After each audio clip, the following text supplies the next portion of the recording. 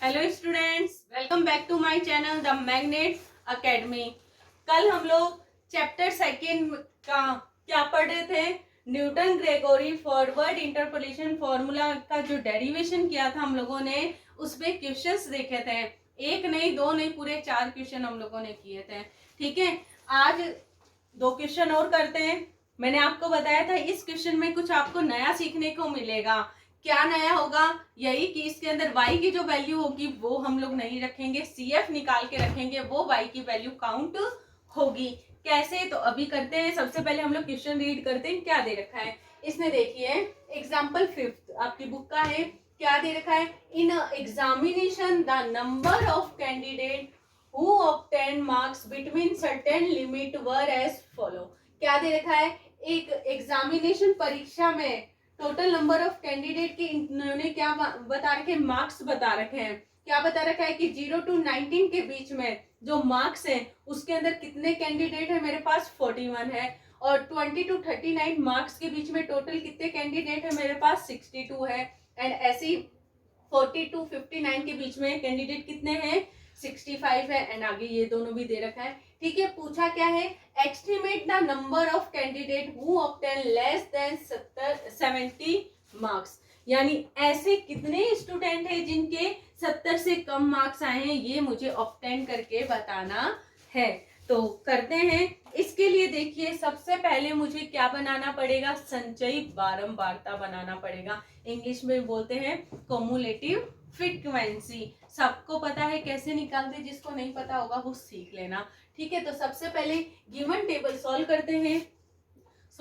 Given table की मैं क्या बना रही हूँ? CF बनाऊंगी, कॉमुलेटिव फ्रीक्वेंसी की टेबल बनाऊंगी। ठीक है, कैसे बनेगी? इस मार्क्स को तो x लिख लेते हैं।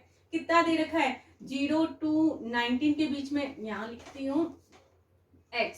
कितना दे रखा है? 0 to 19, 20 to 39, 40 to 59 and 60 to 79, 80 to 99, ये दे रखा है। ठीक है, इसके अंदर मुझे क्या बताना है? नंबर ऑफ कैंडिडेट कितने हैं। ठीक है, ये दे रखा है मुझे। तो देखिए, यहाँ तो दे रखा है कि इसके बीच में 41 है तो 41 ही लिख दूंगी। यहाँ दे रखा है 62 है तो 62 लिखूंगी।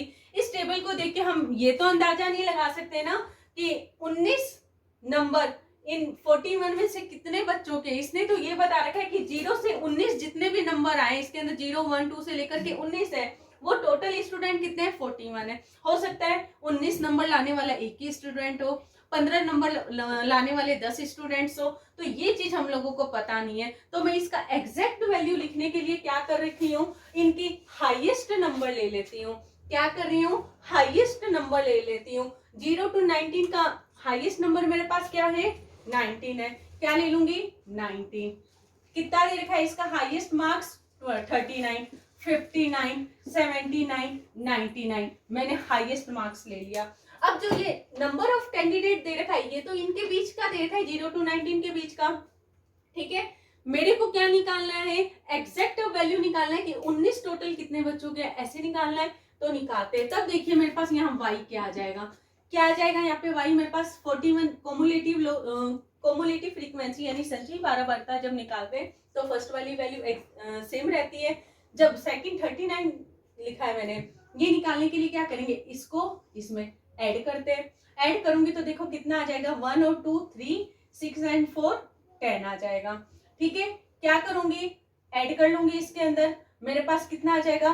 5 और 3, 8, 6, 1 आ जाएगा। ये ऐड करते जाते हैं ना। कॉमुलेटिव लो CF सबने निकालना सीखा है 10th क्लास में, 9th में, और फिर भी नहीं आता तो अभी समझा रही हूँ। और तो भी नहीं आए तो आप एक बार और मेरा ये वीडियो देखना। और तो भी नहीं आए तो कमेंट बॉक्स तो वही आप लोगों के पास, तो कमेंट करके बताना ताकि अगले वीडियो में आपको करा दूं। देखिए, ये ऐड करूंगी, कितना आ जाएगा मेरे पास? 8,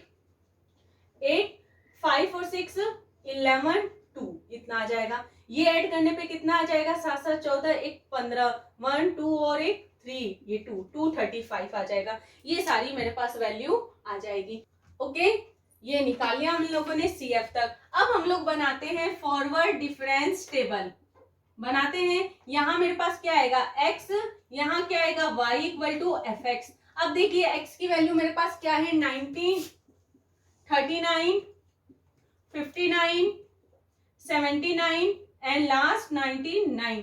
इसके कॉरेस्पॉन्डिंग y की वैल्यू मुझे क्या दे रखा है, 41, 103, 168, 218, 235 ये दे रखा है। बना दिया, ठीक है। मैं इसकी फॉरवर्ड टेबल बना रही हूँ, फर्स्ट डिफरेंस निकालू, मैं फर्स्ट डिफरेंस निकालू तो देखिए या तो मैं ये लिख सकती हूँ या डेल वाई ये भी लिख सकती हूँ, ठीक है, तो कंफ्यूज नहीं होना। कितना आ जाएगा, 103 माइनस का 41 करूंगी तो मेरे पास ये कितना आ जाएगा, 262 आएगा क्या, कैलकुलेट करके देखिए 62 आना चाहिए। 168 माइनस का 108 करूंगी तो कितना आ जाएगा,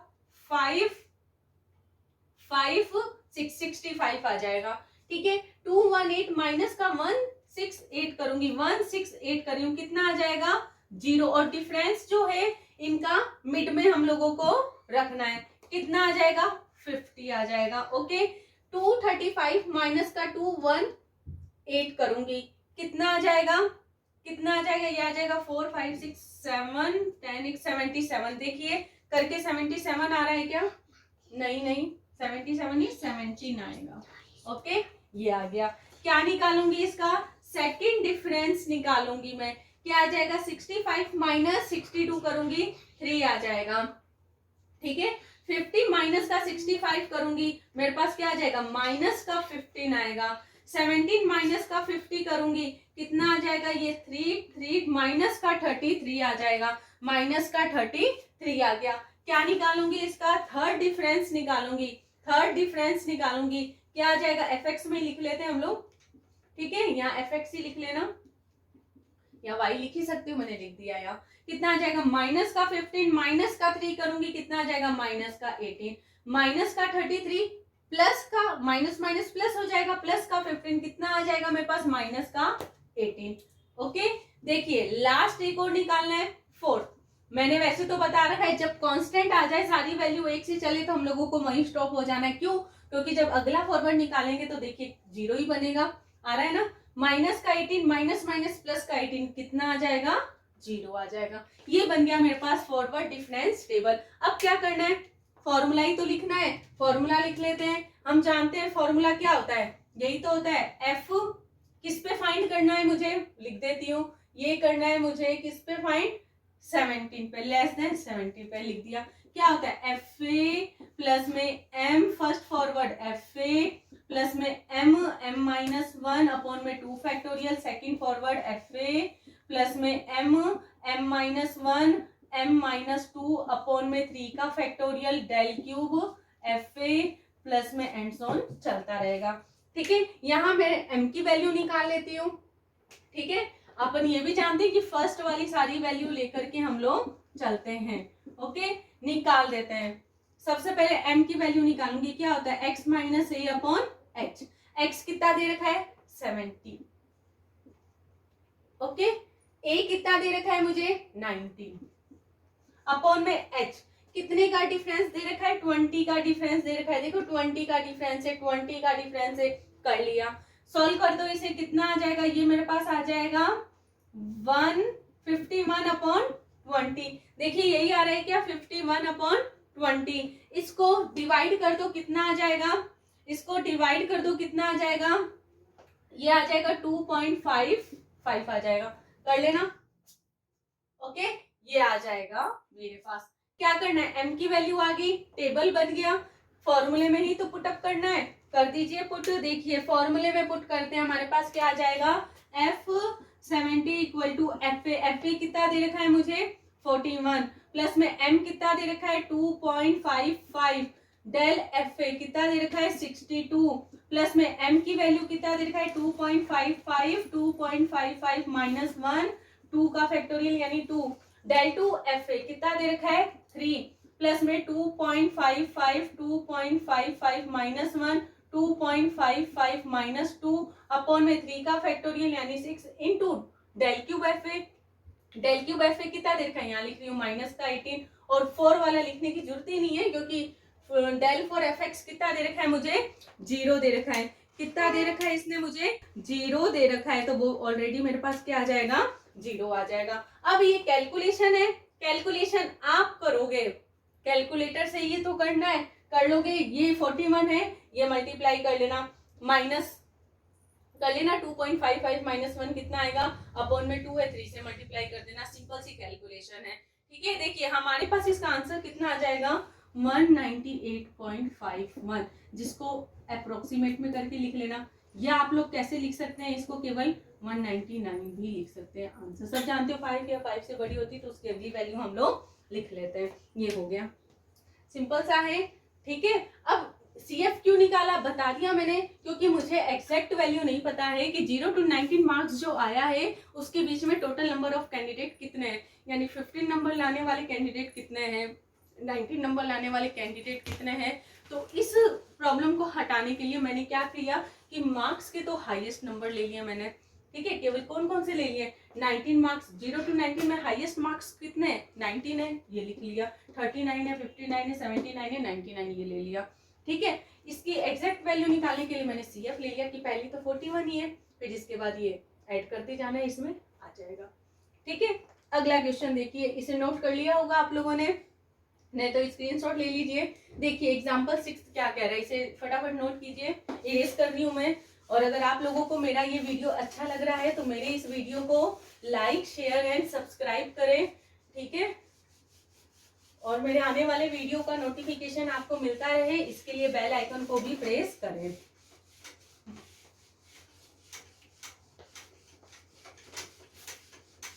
देखिए एग्जाम्पल 6 क्या दे रखा है, सेम ऐसा है, इसके अंदर भी हमें CF निकालना है, क्योंकि इसके अंदर भी मुझे एग्जैक्ट वैल्यू नहीं दे रखा है, ये जो एज ग्रुप का इंटरवल दे रखा है कि इनके बीच में एग्जैक्ट वैल्यू कितनी है इनकी।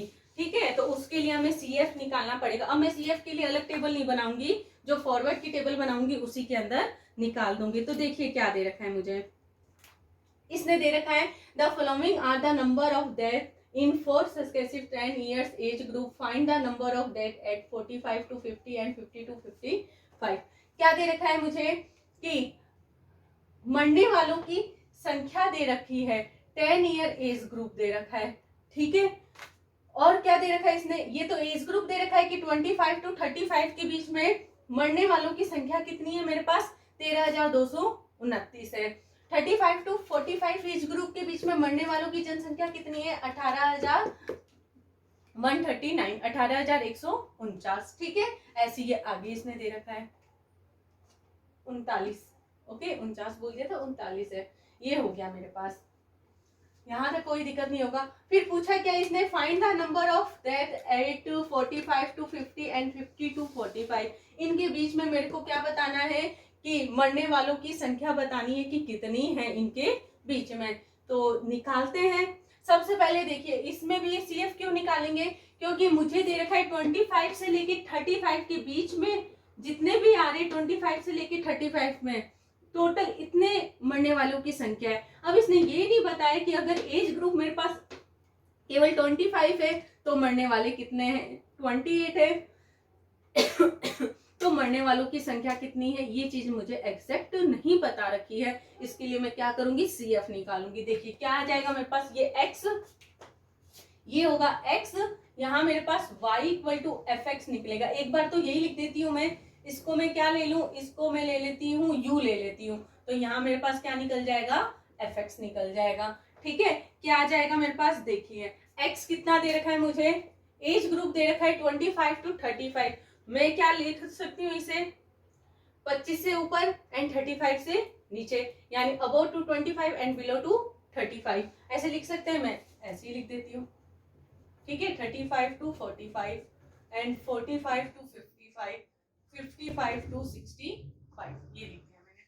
ठीक है, कितना आ जाएगा हमारे पास, देखिए u दे रखा है इसने 13,229, 18,139, 24,225, 31,496, ये दे रखा है। fx निकालना है, निकालते हैं, ऐड करते हुए निकालना है।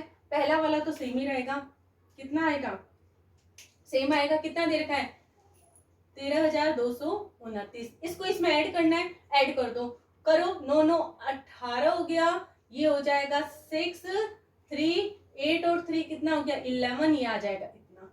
ठीक है, ये ऐड कर लो, 8 5 13, 6 2 8, एक 9 हो जाएगा, 3 2 5 हो गया, 1 और 4 5 हो गया, 3 2 5 हो गया। ठीक है, इनको ऐड कर लो, 6 और 3 9 हो गया, 9 9 18 हो गया, हाशिए लेके लगा दी, ये 5 और 4 9 और एक 10 आ गया मेरे पास। कितना आ जाएगा 1 5 6 और एक 7, 5 और 3 8, ये मेरे पास आ गया ऐड करने पे।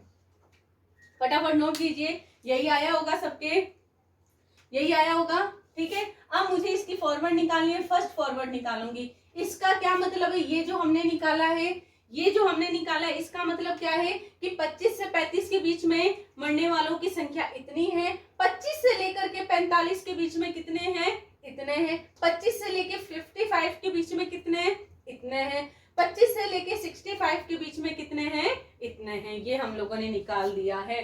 ठीक है, अब फर्स्ट फॉरवर्ड निकालते हैं, कितना आ जाएगा, कैसे निकालेंगे, 31 3 1 3 6 8 माइनस का 1 3 2 2 9, 13,368 में 13,229 मुझे क्या करना है, सब्ट्रैक्ट करना है। सब्ट्रैक्ट करके बताओ हमारे पास क्या आ जाएगा, ये आ जाएगा 18139 आ जाएगा।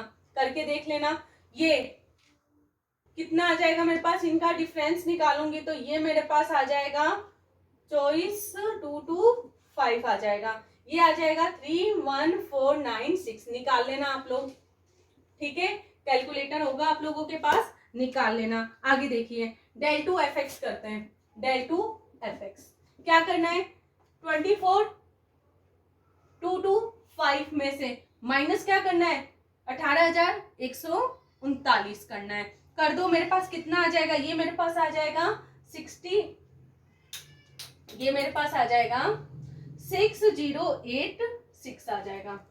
ठीक है, ये आ जाएगा 7271, 7271। लास्ट और निकालना है थर्ड फॉरवर्ड, क्या निकालना है, थर्ड फॉरवर्ड।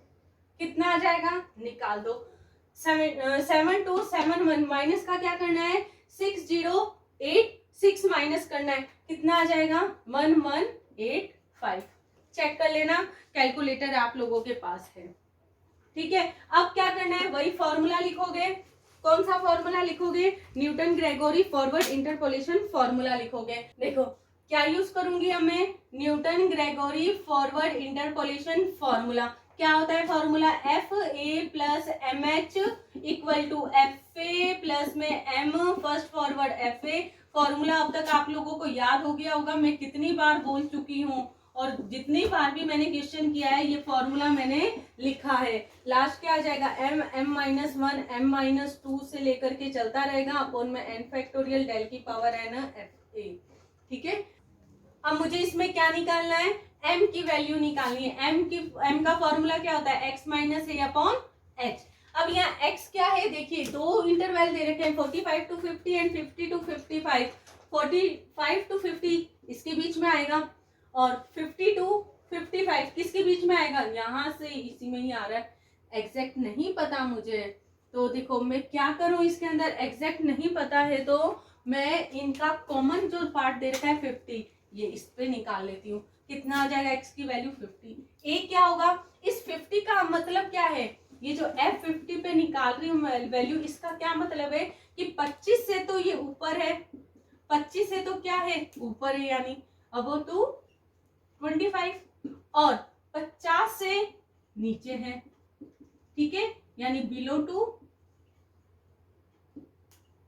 50 ये दे रखा है। यानी यहाँ x की तो वैल्यू 50 हो जाएगी, a की वैल्यू 25 से ऊपर ले रखा है मैंने, 25 से ऊपर कितना दे रखा है 35, कितना आ जाएगा 35 अपॉन में डिफरेंस कितने कितने का दे रखा है इसने, कितने कितने का दे रखा है 10 10 का दे रखा है, ये आ जाएगा 10। कितना आ जाएगा ये मेरे पास 15 अपॉन में 10, कितना आ जाएगा मेरे पास, यहाँ से m की वैल्यू 1.5, कितना आ गया 1.5। अब आप कहोगे कि मैडम इसके बीच का फिर आंसर कैसे आएगा, तो देखिए कैसे आएगा। सबसे पहले फॉर्मूले में सारी वैल्यू रखते हैं, करते हैं, डरने की जरूरत नहीं है। यहाँ मेरे पास f50 की वैल्यू आएगी, केवल और केवल 50 की वैल्यू आ रही है। ठीक है, कितना आ जाएगा मेरे पास, यहाँ fa रख देना, एफ ए कितना दे रखा है यहाँ पे मेरे पास, ये दे रखा है 13229।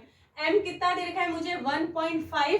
फर्स्ट फॉरवर्ड कितना दे रखा है इसने 18139 प्लस में 1.5 माइनस 1/2 का factorial. Del two F a कितना दे रखा है 6086 प्लस में 1.5 माइनस 1.5 माइनस 2/3 का factorial. Del cube f a कितना दे रखा है, इसने दे रखा है इनटू में नीचे लिख रही हूँ 1185। इसको सॉल्व कर लेना। सॉल्व तो आप लोग कर लोगे मुझे पता है। इसको जब सॉल्व कर लोगे तो आपके पास जो आंसर आएगा इसका मेरे पास क्या आ जाएगा, मैंने सॉल्व कर रखा है, आप लोग सॉल्व कर लेना। आंसर आ जाएगा 42646 आ जाएगा। कितना आ जाएगा 42646 आ जाएगा, इतना आ जाएगा। यहाँ तक कोई दिक्कत नहीं होगी आप लोगों को, ठीक है। अब देखिए इसने क्या बोला है मुझे। अब इसने बोला तो मुझे ये है कि 45 to 50 एंड 50 to 55 के बीच में मरने वालों की संख्या मुझे बतानी है कितनी है। मरने वालों की संख्या बतानी है कि इसके मध्य कितनी है। तो कैसे निकालेंगे हम लोग, तो ये चीज निकालते हैं। अब देखो कैसे निकालेंगे।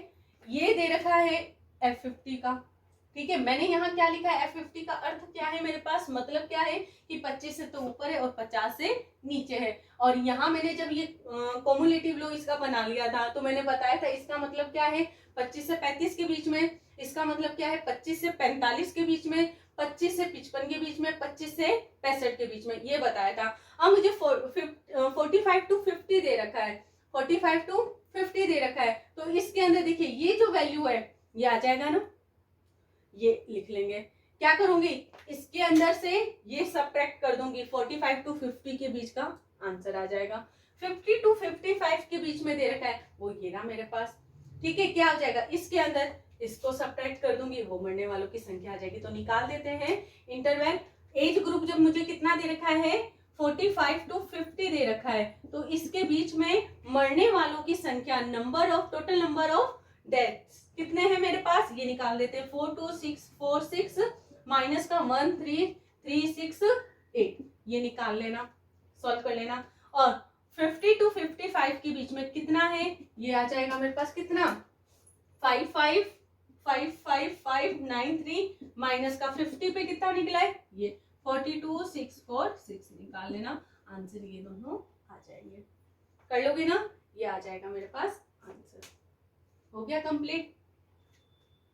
मैंने अपनी तरफ से पूरी समझाने की कोशिश की है। अगर फिर भी कुछ रह गया या नहीं समझ में आया तो एक बार और मेरी इस वीडियो को देखें, अच्छे से नोट्स बनाएं, और तो भी नहीं आए तो कमेंट करके मुझे बताएं ताकि अगले वीडियो में आपके ये सारे डाउट्स मैं क्लियर करवा दूं।